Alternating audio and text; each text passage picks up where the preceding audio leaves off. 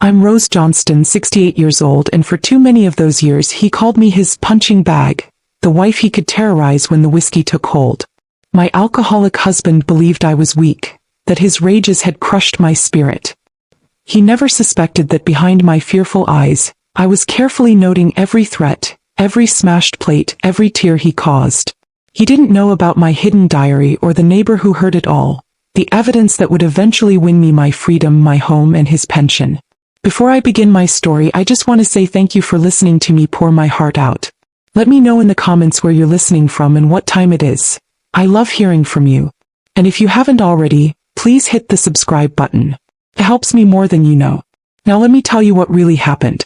The man I married 42 years ago, Walter Johnston, was a charmer. Quick with a laugh, light on his feet, with a smile that could coax the birds from the trees. We built a life, he as a skilled machinist, me as a part-time library assistant, in this small, sturdy house on Elm Street. We weren't rich, but we had enough, and we had each other. We had dreams. But dreams, I've learned, can curdle. Love, even a love you thought was bedrock, can erode, washed away by the relentless tide of bitter spirits. Walter always enjoyed a drink, a beer after work, a whiskey on a Saturday night. It was social, convivial. I never saw the harm, not then. But slowly, insidiously, over the last decade, and with a terrifying acceleration since his retirement 5 years ago, the enjoyment had morphed into a desperate daily need. The man I loved vanished, bit by bit, replaced by a stranger who wore his face but carried his father's temper. A temper I'd only seen glimpses of in our early years, now magnified and distorted by the constant haze of alcohol. Now at 68, my life is a tightrope walk, a constant nerve-shredding dance around Walter's moods, which are dictated entirely by the level of alcohol in his bloodstream. Our small home, once filled with the scent of my baking and the murmur of contented conversation, now perpetually reeks of stale beer and cheap whiskey. His 70 years sit heavily on him, not with the gentle dignity of age, but with the bloated, ruddy-faced mark of his addiction. When he's drunk, which is most of the time now, Walter is a storm waiting to break. His words, once kind, are now slurred, vicious barbs aimed to wound. I am useless, stupid, a nagging old crone. He blames me for everything, for his lost job, though he was fired for drinking, for the friends who no longer visit, driven away by his belligerence, for the meager state of our finances, our pension mostly siphoned off to feed his habit. If it weren't for you, he'll often slur, his eyes bloodshot and unfocused, I'd have been somebody. You dragged me down, woman. The verbal assaults are a daily rain, sometimes a drizzle of contempt, sometimes a hailstorm of rage. But it's the physical intimidation that truly hollows me out, leaving me a trembling wreck. He hasn't, not yet, used his fists on my face, but his presence is a constant threat. He looms over me, his large frame reeking of alcohol, his voice a low growl if I don't move fast enough to fetch his drink or find his misplaced wallet. Objects become missiles in his drunken furies. A plate shattered against the wall near my head because his dinner was cold. A book hurled across the room because the television show annoyed him. He'll back me into corners, his face contorted, his fists clenching and unclenching, his voice thundering about some perceived slight, some imagined disobedience. I've learned to make myself small, to stay silent, to anticipate his needs before he even voices them, anything to avoid triggering that terrifying switch. Our home has become my prison. The thin walls of our little house seem to offer no escape from his presence. Mrs. Peterson next door, a kind widow like myself, sometimes gives me a worried look over the fence when I'm tending my small patch of marigolds, the only place I feel a sliver of peace. I wonder what she hears through those walls. Does she hear his shouting? Does she hear things breaking? Does she hear my silence? I'm too ashamed to speak of it, too indoctrinated by years of, what happens in a marriage stays in a marriage. His pension, our only reliable income now, mostly disappears down his throat or into the till at O'Malley's, the dingy bar at the end of our street. I stretch what little remains, performing a weekly miracle to keep food on the table and the lights on. My own small savings, squirreled away from birthdays and Christmases past, are nearly gone, used to cover the bills he forgets, or the damages he causes. He calls me stingy if I question his need for a few bucks, then berates me for the bareness of our cupboards. I often lie awake at night listening to his drunken snores from the sofa where he usually passes out, And I remember the Walter who wooed me with poetry and off-key serenades. Where did that man go? Was he ever truly there, or was he just a facade easily dissolved by alcohol? The love I felt for him has long since been corroded by fear and resentment, leaving behind only a weary sense of duty and a desperate, unspoken prayer for it all to just stop. But it doesn't stop. It escalates. Last week he was convinced I'd hidden his favorite whiskey bottle. A bottle he'd finished the night before. He'd torn the kitchen apart, yanking open cupboards, throwing tins on the floor, his face purple with rage, screaming that I was trying to control him, to dry him out like some damn preacher. He'd backed me against the counter, his fist raised, his eyes like burning coals. For a heart-stopping moment I thought he would strike me. He didn't, not then. He just brought his fist down on the countertop with a crash that rattled every dish in the house, then stumbled out, slamming the door so hard a picture of our wedding day fell from the wall, the glass shattering. I swept up the broken glass, my hands shaking so violently I could barely hold the dustpan. That incident, the sheer, unrestrained menace in his eyes, had been a new level of terror. The fear is no longer a vague unease. It's a constant, cold companion. He's getting worse. And a dreadful certainty is growing within me. If I don't do something the next time he raises his fist, he might not stop it. The thought of what the next time might bring keeps me a prisoner as much as any locked door. The late autumn air had turned bitingly cold, much like the atmosphere that had permanently settled in my marriage to Walter. I'd spent the afternoon meticulously darning one of his old work shirts, a futile act of care for a man who no longer seemed to notice or appreciate anything beyond the bottom of a bottle. I was just putting away my sewing basket when the front door crashed open with a violence that made my heart leap into my throat. And he was in one of his blackest moods. He stumbled in, reeking of cheap whiskey and stale cigarette smoke, his face a thundercloud. I knew that look. It meant he'd lost money gambling, money we didn't have, or he'd gotten into another pointless argument at O'Malley's, the dismal bar that had become his second home. And as always, I would be the one to bear the brunt of his attell-lowering rage. "Woman," he bellowed, his voice a gravelly roar that seemed to shake the small house. "Where's my dinner?" A man works his fingers to the bone. A blatant lie, he hadn't worked a proper day in years. And he can't even get a hot meal in his own damn house. I'd learned long ago that reasoning with him in this state was like trying to reason with a hurricane. "It's on the stove, Walter," I said, my voice carefully neutral, keeping my eyes downcast. "I kept it warm for you." "Warm." He spat the word. He lurched towards the kitchen, and I heard the clatter of a pot lid hitting the floor, followed by a string of vile curses. "This slop is cold. Cold as your heart, you miserable old trout." I flinched but remained silent, my hands gripping the arms of my chair. This was the overture, the familiar, ugly prelude to his nightly performance of cruelty. He reappeared in the doorway, swaying slightly, a half-eaten bread roll clutched in one hand, his eyes narrowed to slits. "You think you're so high and mighty, don't you?" he slurred, advancing on me. "Sitting there all quiet judging me. Well, I've had enough of your damn judgments." He was looming over me now, his alcohol-sour breath washing over my face. I shrank back into my chair, trying to make myself as small as possible. "Walter, please," I whispered. "You're drunk. Let's not argue." "Argue?" He laughed, a harsh, barking sound. "Oh, we're not going to argue, Rose. I'm just going to tell you a few home truths." He leaned closer, his face contorted. "You know what you are to me. After 40 years of your nagging and your complaining and your uselessness." His voice dropped to a menacing growl and my blood ran cold. I could see the veins throbbing in his temples, the wild, unfocused rage in his eyes. This was different. This was worse than usual. The air crackled with a terrifying, unstable energy. "You want to know what you really are, Rose?" he repeated, his spit hitting my cheek. He drew himself up, and for a horrifying second I thought he was going to strike me right there, a full-blown physical assault. Instead, he balled his fist and slammed it into the wall just inches from my head. The drywall cracked with a sickening thud, a small framed picture of our grandchildren skittering to the floor. I cried out, cowering. "You're good for one thing, old woman," he bellowed, his face a mask of pure venom, his eyes blazing into mine. "You're nothing but my worthless old punching bag. That's all you've ever been. Here to absorb whatever crap life, or I you decide to throw at you. A place to dump my anger so I don't take it out on someone who matters. His words, each one a poisoned dart, found their mark, piercing through the thick calluses of emotional scar tissue I'd built up over decades. Worthless. Old. Punching bag. Dehumanized. Erased. The sheer, unadulterated cruelty of it, the way he spat them out with such relish, finally, irrevocably shattered something deep within me. The years of tiptoeing, of appeasing, of absorbing his rage in silence. They all culminated in this single brutal moment of utter degradation. He wasn't finished. He grabbed my arm, his fingers digging into my flesh like talons, yanking me half out of my chair.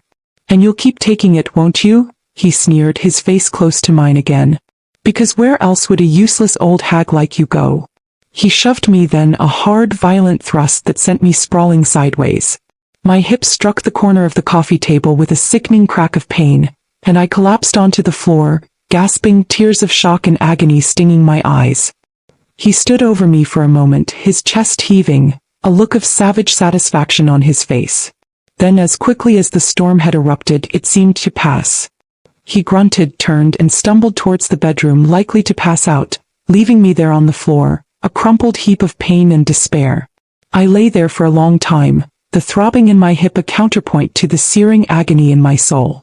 The terror was a living thing coiling in my stomach, making it hard to breathe. This wasn't just verbal abuse anymore, not just intimidation.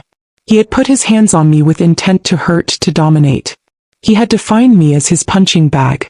And a chilling certainty settled over me. If I stayed, that's all I would ever be, until one day one of his rages went too far. The thought of my grandchildren, of them ever witnessing such a scene, or worse, of them remembering me only as this broken, cowering woman, filled me with a profound and sudden shame. No, Robert wouldn't have wanted this for me. I didn't want this for me. Slowly, painfully, I pulled myself up, using the coffee table for support. My hips screamed in protest, but a new, different fire was beginning to burn through the fear. It was the fire of righteous anger, of a survival instinct I thought had long been extinguished. He called me worthless. He thought I was his property to abuse. He thought I had nowhere to go, no fight left in me. He was wrong. As I limped towards the bathroom to assess the blooming bruise on my hip, a plan, desperate and dangerous but absolutely necessary, began to form in my mind. I couldn't fight him physically. But I wasn't stupid. I wasn't entirely helpless. If I was going to escape this hell, if I was going to have any chance at a life free from his terror, I needed proof. Undeniable proof of the monster he became when the alcohol took hold. My word against his, I knew, would never be enough. Not after all these years of silence. I needed his own words, his own rages, to condemn him. And I would get them. My life, I realized with a chilling clarity, might very well depend on it. The days following Walter's punching bag assault were a haze of throbbing pain, both in my hip where I'd struck the coffee table, and in the deeper, unseen places where his words had left their jagged wounds. The crack in the drywall where his fist had connected, just inches from my head, was a stark daily reminder of how close I'd come to something even worse. He'd been almost contrite the next morning, nursing a vicious hangover, muttering something about not meaning it and things getting out of hand. But there was no genuine apology, no flicker of remorse in his bloodshot eyes, only the familiar scent of stale whiskey and the impatient demand for coffee and breakfast. His brief, mumbled sorry felt as empty as the promises he'd made at the altar 42 years ago. The fear was a constant, coiling serpent in my belly, but something else had taken root that night. A cold, hard resolve. I would not be his punching bag, not literally, not figuratively. I would not let him erase me. But I was also a 68-year-old woman with a bad hip, living with a 70-year-old alcoholic whose rages were becoming increasingly physical. My word against his would be nothing. I needed proof. Cold, hard, undeniable proof. The idea of a diary came to me first. In the dead of night, when Walter's snores rattled the thin walls of our small house, I retrieved an old cloth-bound ledger from the back of my closet, a relic from my brief stint as a secretary before Andre was born.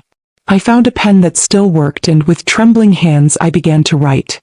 My first entry detailed the punching bag night, every vile word, every menacing gesture, the crack in the wall, the throbbing bruise already purpling on my hip.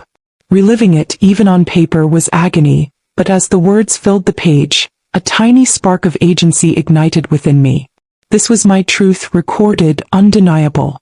I hid the ledger under a loose floorboard beneath my side of the bed, a place Walter, in his self-absorbed state, would never think to look. Each day thereafter, when he was out on one of his errands, to O'Malley's or passed out in his armchair, I would retrieve it and meticulously document his latest outburst. October 17th. Walter home late, drunk. Accused me of hiding his wallet. He'd left it in the bathroom. Screamed for an hour. Threw his dinner plate across the kitchen, chipped the linoleum. Or, October 19th. Demanded I give him money for a sure bet. When I said there was none, he grabbed my arm, called me a lying old witch. Bruise forming. Taking photographs was riskier. My old smartphone wasn't the newest model, but its camera worked. When he was deeply asleep, his snores a guttural symphony, I'd creep out and snap pictures of the damage from his latest rampage. Another broken teacup, a chair overturned, the dent in the refrigerator where he'd slammed his fist. Once, when he'd grabbed my arm so tightly his fingerprints left angry red welts, I managed, with shaking hands, to take a photo in the dim light of the bathroom mirror, my own tear-filled eyes staring back at me, a stranger in my own reflection. Each click of the shutter felt like a small act of defiance, a piece of evidence stored against him. All this time I was acutely aware of Mrs. Peterson, my neighbor in the adjoining duplex. Martha Peterson was a widow herself, a few years older than me. A quiet, kind woman who mostly kept to herself but always had a gentle smile when we met at the mailbox or tending our tiny postage stamp gardens.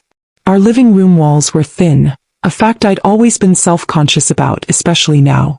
I knew she must hear Walter's tirades, his thundering voice, the occasional crash of something breaking. I'd see her sometimes, her face etched with concern as she quickly looked away when I caught her eye. I imagined her pity, her disapproval and shame would burn through me, making me hurry back inside, desperate to hide the ugly truth of my marriage. I never spoke of it to her, of course. Who would want to admit their life had become such a horrifying, hidden war zone? Walter's behavior didn't improve.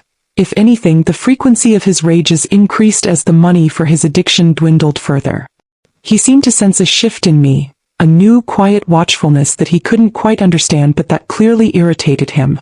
My feigned submissiveness, my careful, placating words, were a constant performance, exhausting but necessary. He'd sometimes stare at me with narrowed, suspicious eyes, as if trying to penetrate the fragile shell of my composure.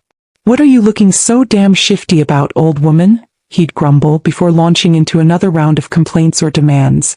But with each new entry in my hidden journal, with each photograph stored on my phone, that tiny spark of agency within me grew a little stronger.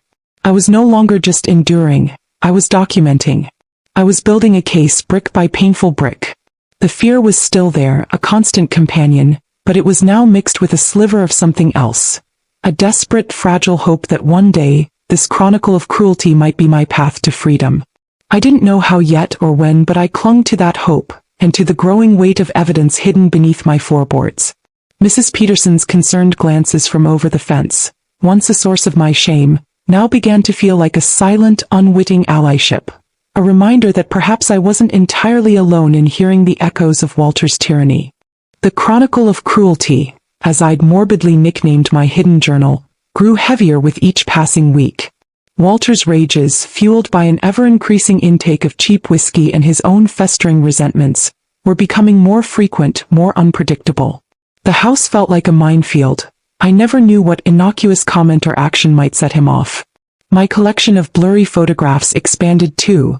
Another lampshade dented from being thrown, a cracked mirror from a slammed door too close to it, a new constellation of bruises on my arm from where he'd grabbed me to stop me flouncing off, when he was talking, or rather screaming.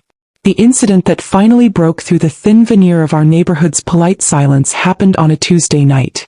Walter had come home later than usual, stumbling drunk, reeking of O'Malley's and something else, something acrid and unfamiliar.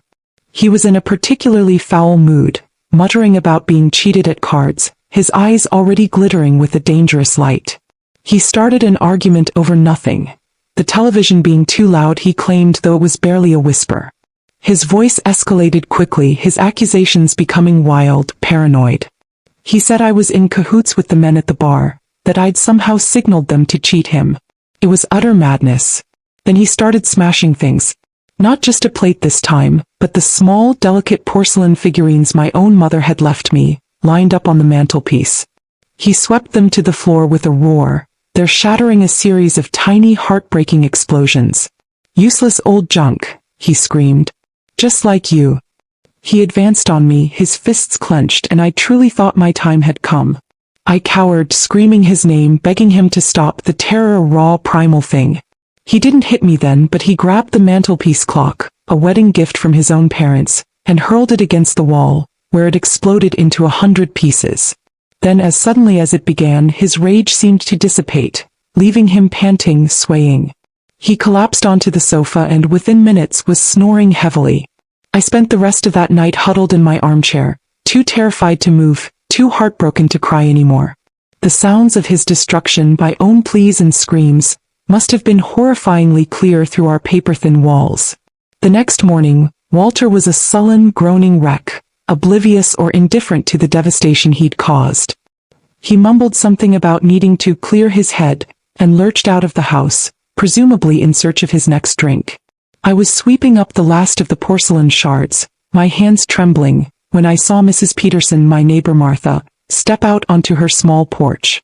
She was tending her window boxes, but her movements were hesitant, her gaze fixed on my front door with an expression of profound worry.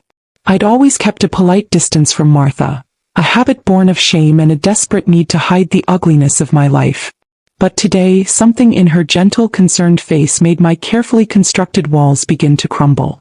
When Walter was safely out of sight, I took a deep breath and stepped onto my own porch, pretending to inspect a wilting petunia. Martha looked up, her kind, wrinkled face etched with a sadness that mirrored my own. "Rose, dear," she began, her voice low and hesitant. Are you all right?" I heard. Well, it sounded like quite a commotion last night. My first instinct was to lie, to plaster on a brave smile and say everything was fine, just a clumsy accident. But the memory of Walter's contorted face, the sound of my mother's precious figurines shattering, the sheer terror of it all overwhelmed me. Tears welled in my eyes, hot and unstoppable. "Oh, Martha," I choked out, the words a dam bursting. It's Walter. He gets so angry." She put down her watering can and, to my surprise, walked purposefully across the small patch of grass that separated our homes. She didn't stop at the fence, she came right up onto my porch, her presence a sudden, unexpected comfort. "Rose," she said, her voice filled with a deep, unwavering empathy that I hadn't experienced from another human being in years. "I've been hearing things for a long time. More and more lately. His shouting. Things breaking. You're crying." She reached out and gently took my trembling hand. "You don't have to pretend with me, dear. No one should have to live like that. No one deserves to be treated that way. I've been so worried for you." Her words, so simple, so direct, so full of genuine compassion, undid me. The shame, the isolation, the years of pretending, it all came pouring out. I told her about the punching bag night, about the constant verbal abuse, the financial drain, the smashing of my treasured possessions, the ever-present fear. I even, my voice dropping to a near whisper, confessed to keeping a hidden journal and taking photographs, my desperate secret acts of defiance. Martha listened patiently, her expression growing more pained with each revelation, but also more resolute. She didn't interrupt, didn't offer easy platitudes. She just listened, and in her listening I felt seen, truly seen, for the first time in what felt like an eternity. When I finally finished, exhausted and raw, she squeezed my hand. "Rose," she said, her voice firm but kind. "You are a strong woman to have endured this for so long. But you don't have to endure it anymore. That journal, those photographs, that's evidence. That's your truth. And if you ever decide you need someone to stand with you to speak to what they've heard, I will. I will tell anyone who needs to know what it's like living next door to that man's rages, what I've heard of your fear." Her offer, so unexpected, so brave, was like a lifeline thrown to a drowning woman. A witness. Someone who believed me, who had independently corroborated a part of my hidden hell. The thought of not being entirely alone in this, of having someone who could speak to the pattern of Walter's terror, filled me with a surge of courage I hadn't known I possessed. "Oh, Martha," I said, fresh tears streaming down my face, but these were tears of gratitude, of a dawning fragile hope. You would do that for me?" "Without a second thought, Rose," she said, her gaze steady.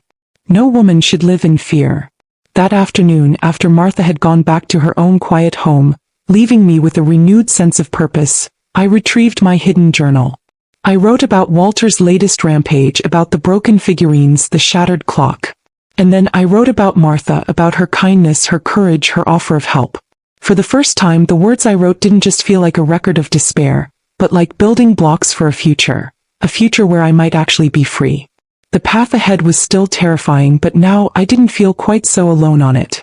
My small, secret acts of recording the truth had found an echo in the heart of a brave neighbor, and together, our truths might just be strong enough to set me free.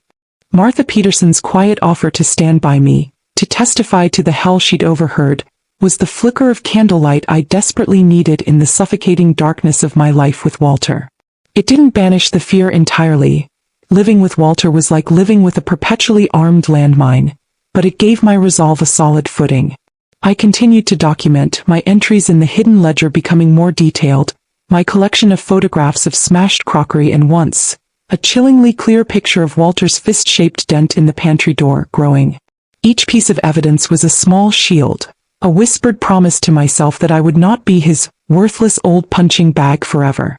The final frightening incident that propelled me out of that house wasn't a physical assault on me, not directly, but something that chilled me even more with its cold, calculated cruelty and the glimpse it gave me into Walter's unraveling mind. He'd been on a multi-day bender, even worse than usual.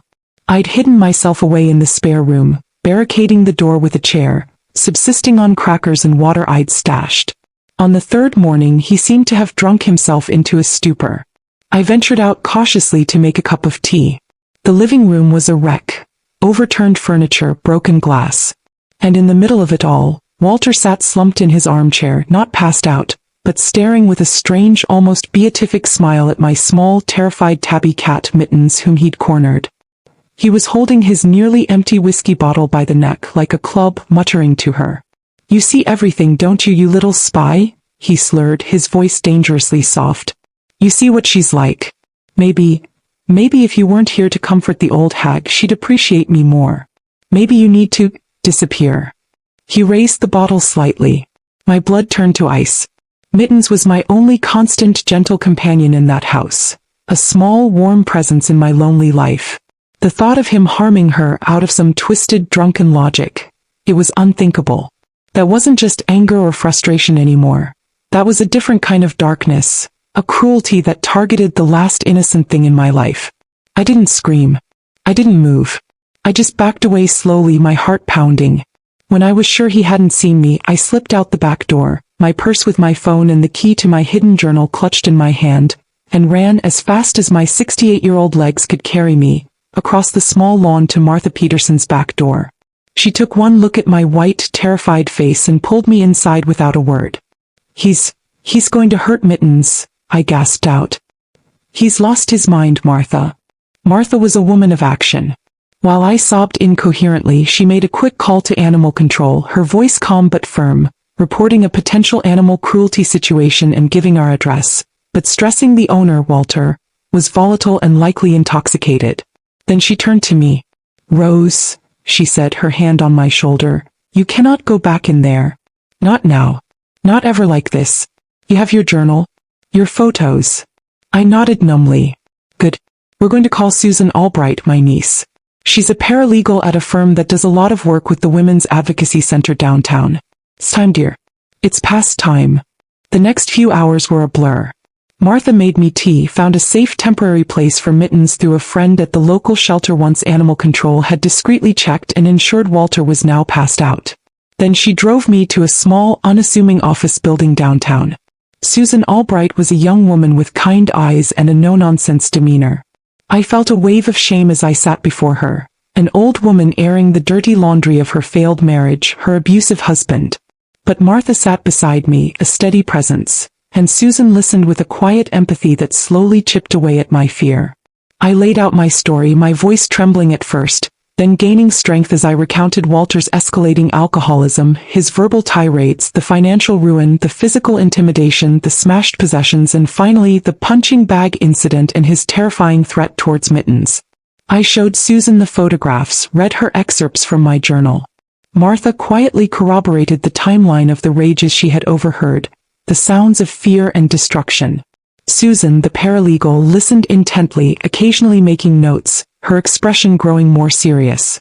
When I finished, she looked at me not with pity but with a deep, validating respect. "Mrs. Johnston," she said, "what you've endured is horrific. And what you've documented is incredibly brave and very powerful.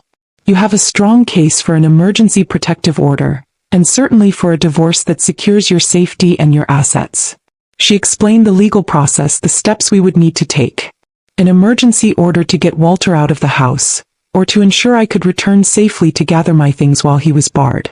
Then the divorce proceedings, where my journal, the photos, and Mrs. Peterson's testimony would be crucial in arguing for a settlement that reflected his abuse and financial misconduct, specifically aiming for the house and a significant portion of his pension, as the title of my unwritten story was already forming in my head.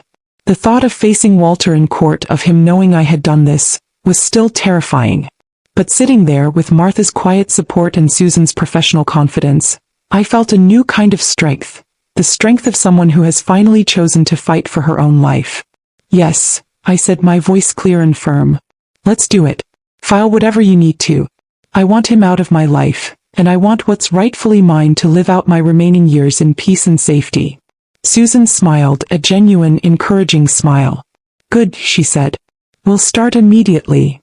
As we left the office, Martha squeezed my arm. "You did the right thing, Rose. The very brave right thing." I was still scared. But for the first time in what felt like a lifetime, I also felt a fragile, tentative shoot of hope. The weight of my truth, corroborated and now in capable legal hands, felt like it might actually be enough to break the chains Walter had bound me with for so long. The weeks leading up to the court date were a blur of anxious preparation and fragile hope. Thanks to the Women's Advocacy Center, I was staying in a small, clean, but anonymous temporary apartment across town, a place Walter couldn't easily find, especially with the emergency protective order in place. Mrs. Peterson, my dear Martha, was my lifeline. She'd visit with groceries and updates from Elm Street. Walter, she reported, was initially belligerent about being served the papers, then sank into a sullen, bewildered state, mostly confined to the house now that his access to easy cash from me was gone. My lawyer, Ms. Evans, a sharp, compassionate woman provided through legal aid, meticulously prepared our case. My hidden journal, with its tear-stained pages and stark entries, became Exhibit A. The photographs of smashed crockery, the dented wall, the ugly bruise on my arm from when Walter had last grabbed me, they were all carefully catalogued. Martha, bless her steadfast heart, prepared her statement about the years of overheard rages and my palpable fear. The day we finally walked into that courtroom, my stomach was a knot of icy dread. Walter was already there, slumped beside his court-appointed lawyer, looking disheveled and older than his 70 years. His eyes, when they briefly met mine, were filled not with remorse, but with a familiar, resentful glare. He still didn't get it. He still thought he was the victim. The courtroom itself was an impersonal, intimidating space, but Miss Evans' calm presence beside me was a comfort. When it was my turn to speak, to detail the 40 years of my marriage and Walter's descent into alcoholic abuse, my voice trembled at first. But as I looked at the judge, a woman with kind but discerning eyes, and recounted the punching bag night, the terror, the constant fear, a strange strength flowed through me. I was no longer Rose, Walter's cowering wife. I was Rose Johnston, a survivor, speaking her truth. Miss Evans then presented my journal, reading key, dated entries aloud, chronicles of his verbal assaults, his threats, the sounds of his violence. She showed the photographs of the damage to our home, the bruises on my skin. Walter's lawyer tried to object, calling it exaggerated, taken out of context, the ramblings of an unhappy woman. Then Martha Peterson took the stand. In her calm, clear voice, she described living next door to us for over 20 years. She spoke of the escalating frequency and intensity of Walter's shouting, the sounds of things breaking, my occasional stifled cries. She wasn't dramatic, she was factual, her testimony painting a chilling picture of the reign of terror I had endured, a terror that had seeped through the very walls of our homes. Walter glowered at her, but Martha met his gaze steadily, unafraid.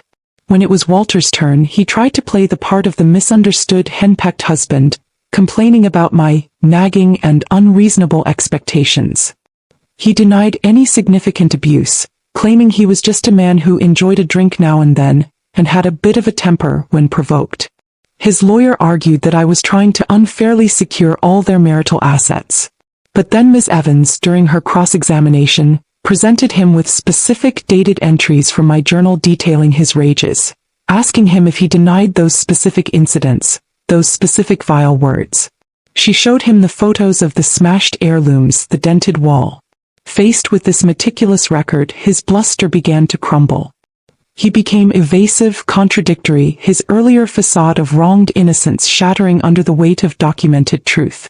The judge listened to everything with a grave, unwavering attention. When all the testimony was done, she took a long moment, her gaze sweeping from Walter's now deflated form to me.